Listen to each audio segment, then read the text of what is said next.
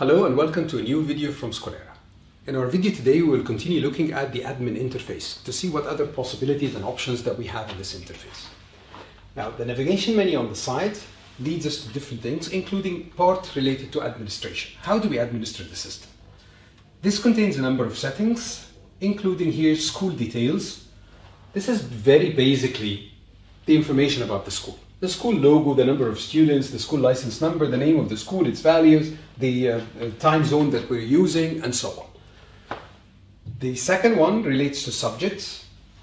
Now, these subjects are what we call the main subjects. Let me explain this in a clearer way. When you look at science, for example, students study science starting from year 1 or so on onwards. Then when you get to higher levels, by grade 9 or grade 8 sometimes, they split into subdivisions of science. For example, physics, biology, and chemistry. Now, although they're called physics, biology, and chemistry, they're still under the main mother subject, which is science. This is one way of connecting these different courses. So by adding these mother subjects or main subjects right up here, you can then split them into different courses afterwards.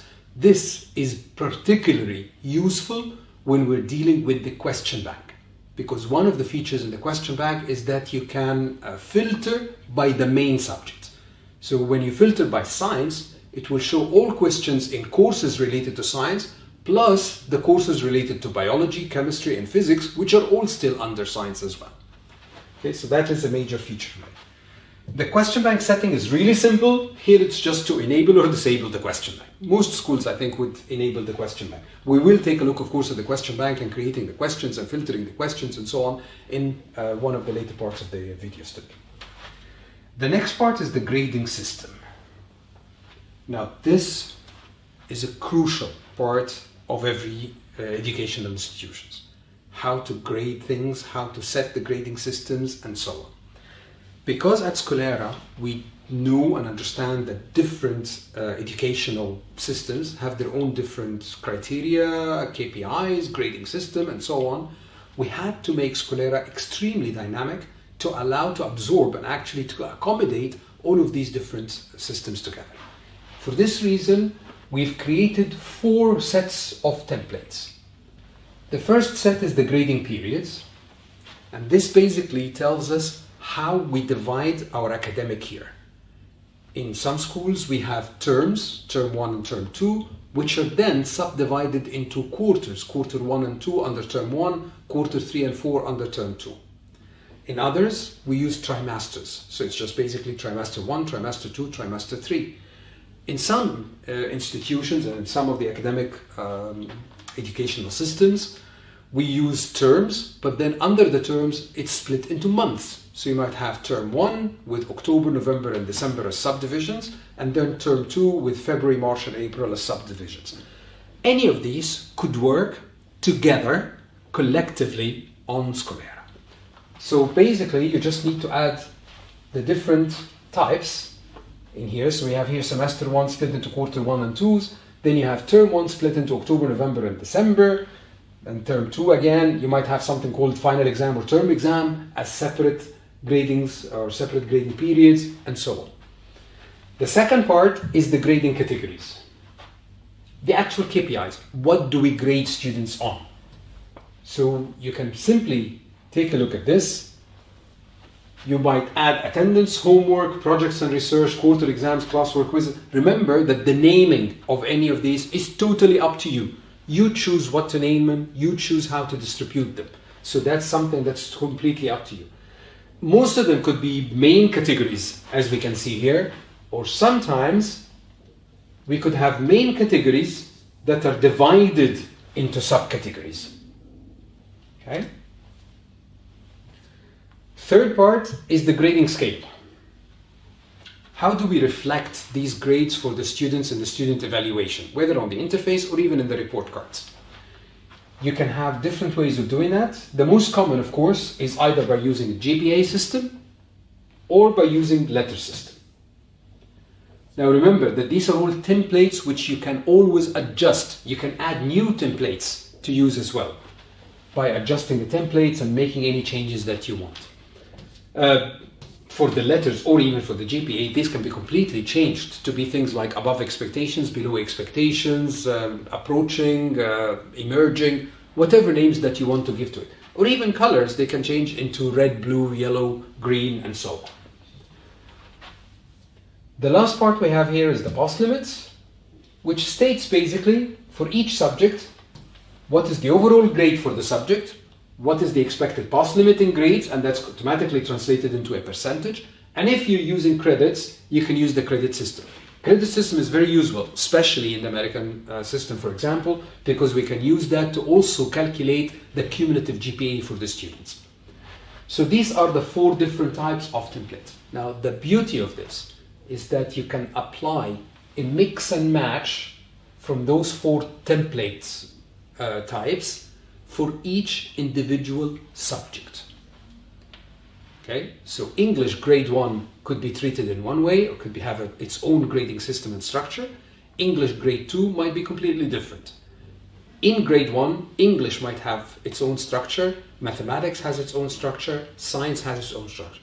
This really, when you think about it, makes perfect sense. Some subjects have oral, some subjects don't. Some subjects have practical, some subjects don't. Some subjects require projects, others don't. So you cannot expect all the subjects to be treated in the same way. And that is the beauty of the system here. And as you can see, we as Skolera, we completely help you with setting this up. We will require to sit with you and actually ask you for the details about this grading system. And this very often is strongly linked to what kind of reports we need to issue, especially reports related on the student grades. They are really interacting together. So we have to look at the reports and look at the grading system provided and make sure that the data we need to generate in the reports is found in the breakdown and the grading system that is provided, so that we can provide these reports exactly as you would need them. The next part is the timetable. Okay. And it's basically really a simple timetable. Each grade in the year, grades FS1 here, classes A and B, what do they take the first subject, second subject, third subject, third class and lessons, and so on. You can just simply edit this timetable and manually make the changes that you need. Here it will list all the subjects in FS1, and you can say, no, these students actually take art, not physical education on that particular day and lesson, and you click on save. That will automatically change that.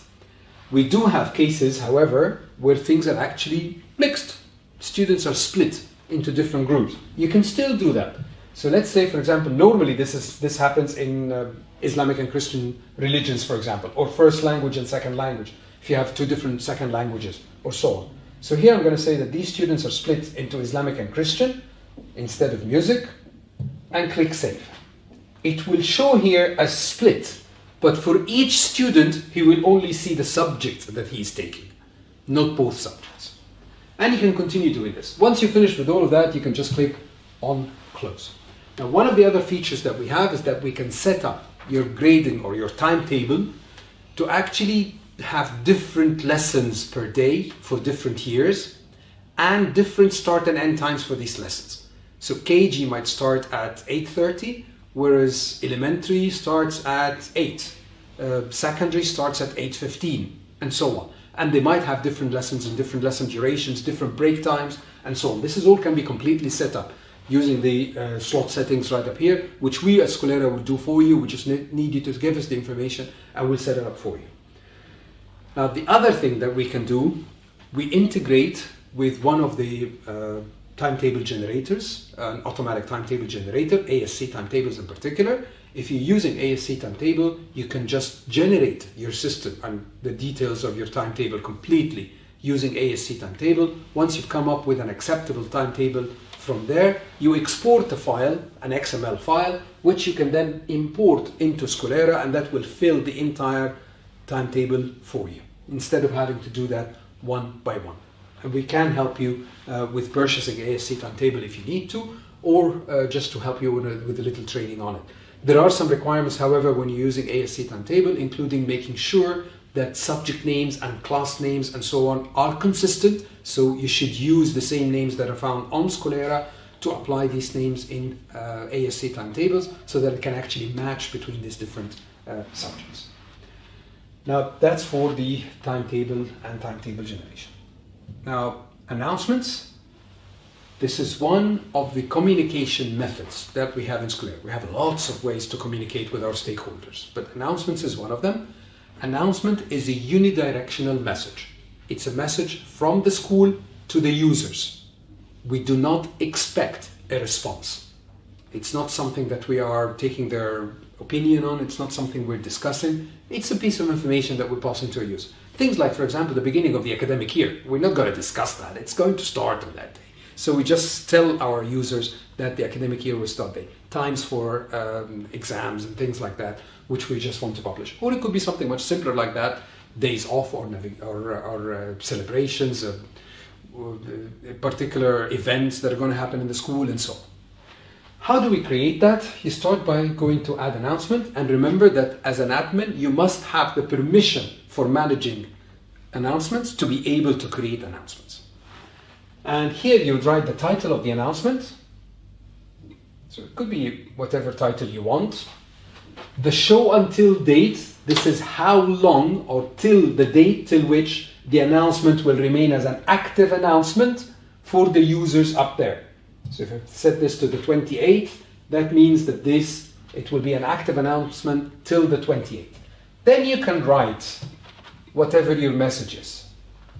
Remember that since here we have our rich text editor, not only can you write, you can add images, you can add videos, you can add links to websites, you can even attach up to 5 files. Each file is 50 megabytes. So it could be files and things that maybe you need the parents to download, sign and return to you, something like that. And then you select who should receive this announcement. If you want the entire school, just click on all the sections there. But if you want particular section, let's say I just want the American section. Not all of the American section, I just want elementary. Not all of elementary, I just want grade 1. Not everybody in grade 1.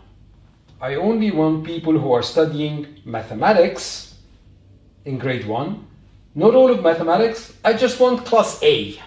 So you can narrow it down to a class. Now once we've set the class, once we've set the scope of this announcement, who in class A will receive the announcement? Is it the teachers of the class, parents of the class, HODs of the class, or students of the class, or all of them? Once you've done this and you set all of that, you can then just save your message.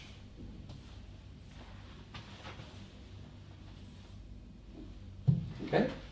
Once you save the announcement, it will then appear to all your users. And it will stay as an active announcement. There it is, you can see the announcement right there. If we refresh this page, you should now see that the announcement count should be 2 instead of 1. There it is. It's 2, and now it includes the 2 announcements that we have mentioned. Remember that the sorting of these announcements is based on the most recent. Which of these will end first? So that users are familiar with this. If once this date is hit, this will disappear and this will become number 1, and so on. So it's sorted and fixed up in this way. Okay, so that's basically for our announcement. Of course, for any announcement, you can at any time edit or delete the announcement if you want to. Users will be notified of the editing of announcement. If you make any changes or anything like that, users will be notified of these changes as well. So, in our today's video, we've covered the main topics under administration, which, as we mentioned, is the school settings, including the school details, subjects, and enabling or disabling the question bank, the grading system, the timetable and timetable settings, and announcements. Thank you for joining us in this video, and we hope to see you in future videos with Skolera.